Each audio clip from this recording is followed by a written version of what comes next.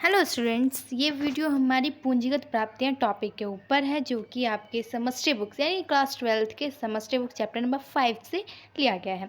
ठीक है, तो अभी का जो हमारा टॉपिक है वो है हमारा पूंजीगत प्राप्तियों का आज हम डिस्कस करने वाले हैं। ठीक है, तो देखिए पूंजीगत प्राप्तियां क्या होती हैं कि पूंजीगत प्राप्तियां सरकार की वे मौद्रिक प्राप्तियां होती हैं, यानी ध्यान रखिएगा पूंजीगत प्राप्तियां मौद्रिक के रूप में प्राप्त होती हैं यानी मुद्राओं के रूप में। ठीक है, जिसमें या तो सरकार की देयता उत्पन्न होती है, यानी कि यहाँ पर सरकार की देयता उत्पन्न हो जाती है, इनको वापस देना होता है, या फिर इनकी परिसंपत्ति कम हो जाती है, यानी कि इनकी परिसंपत्तियों में किसी न किसी कारण से यानी कि पूंजीगत प्राप्तियों के कारण इसमें परिसंपत्ति में या तो कमी आ जाएगी या फिर इनकी देयता उत्पन्न हो जाएगी।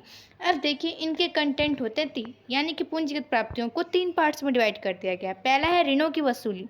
तो देखिए पूंजीगत प्राप्तियों में ऋणों की वसूली जो कंटेंट है उसमें कहा जाता है क्या, यानी कि जो हमारी स्टेट गवर्नमेंट होती है उनके पास जब उनका बजट कम पड़ जाता है तो कभी कभी वो क्या करते हैं, अकाल पड़ने पर या ऐसी कुछ समस्याएं जब उनके सामने उत्पन्न होती हैं तो वो गवर्नमेंट से कुछ मतलब कर्ज लेती हैं। ठीक है, ऋण लेती हैं।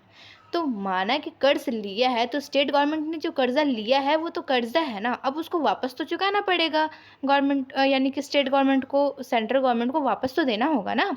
ठीक है, तो यानी कि जब स्टेट गवर्नमेंट जो उन्होंने कर्जा लिया है जब वो वापस उसको देगी, चुकाएगी, उसका मतलब ब्याज सहित जब उसको चुकाएगी तो क्या होगा कि स्टेट गवर्नमेंट की कोई ना कोई परिसंपत्ति या तो यानी कि यहाँ पर देखिए देयता उत्पन्न हो गई ना, स्टेट गवर्नमेंट ने क्या लिया, कर्जा लिया और इसके बदले में उसकी देयता उत्पन्न हो गई कि अब आपको ये कर्जा जो आप ले रहे हैं उसको अगले टाइम में क्या आपको लौटा देना है।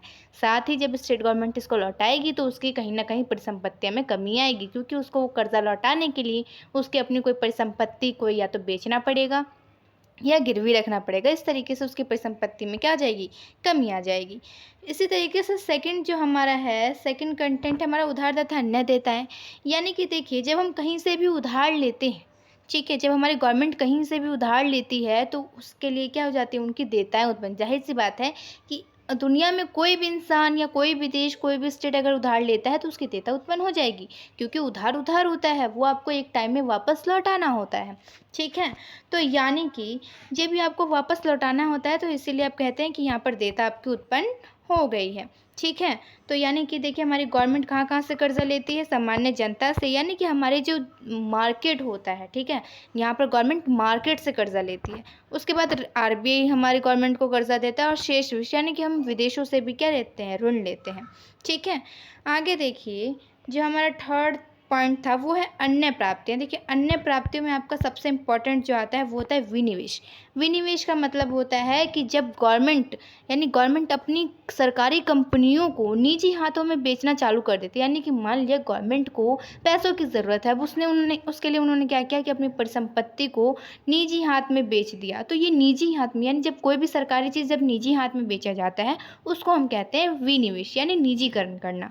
तो यहाँ पर क्या करती हैं, अब मान लिया कि गवर्नमेंट ने अपनी एक कंपनी बेची है, उसके बदले में वो कंपनी बेची है तो उसके बदले में तो पैसा उनको मिलेगा ना, तो वो हो गई उनकी पूंजीगत प्राप्तियाँ। ठीक है, तो अन्य आपकी प्राप्तियों में आपका विनिवेश महत्वपूर्ण रहेगा।